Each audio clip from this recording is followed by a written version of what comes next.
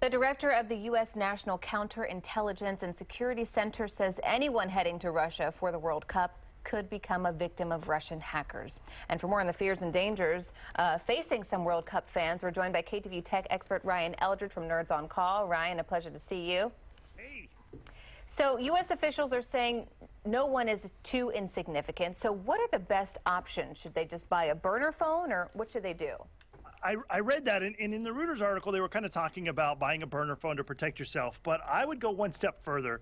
Anything that you're going to log into, like let's say your email address, or you're going to check your corporate email, or you're going to go check your bank account balance to see if you can spend money on that souvenir, any of those activities can still be recorded. Keep in mind that Russia has obviously shown that they have the ability and motivation to hack things like our election, the DNC.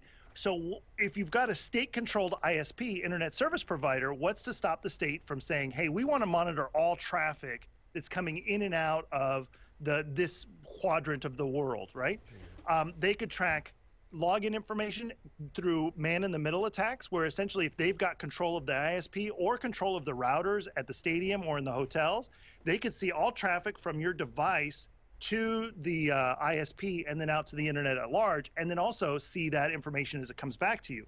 If they can stand in the middle of all of that information, they can easily inject code into that stream, infect your device, and then you're traveling back to America or wherever home is with an infected device. So a burner device won't save you entirely, because once they log your login credentials for your bank account or your email account or wherever, they've got you.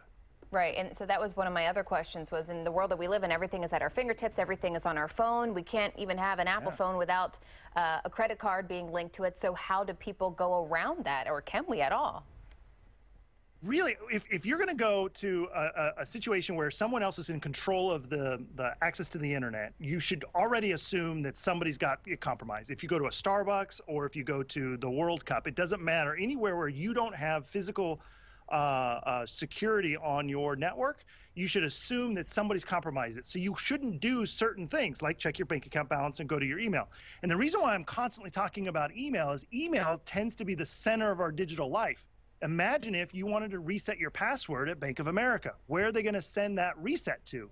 Well, they're going to send it to your email account. And it's fairly trivial to go into someone's email account and forward all messages to another account. And so you would never even see Bank of America resetting your password. And now they're resetting everything. It could take as little as 7 minutes from somebody getting your email password to essentially stealing your identity online and being able to do whatever they want. And Ryan, we've got about 15 seconds left here. How will someone know if they've been hacked after returning from Russia to the U.S.?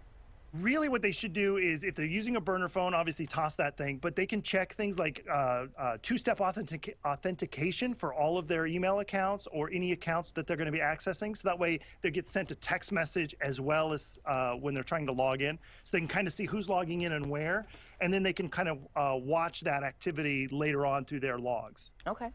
All right. Ryan Eldridge with Nerds on Call. Ryan, thank you so much.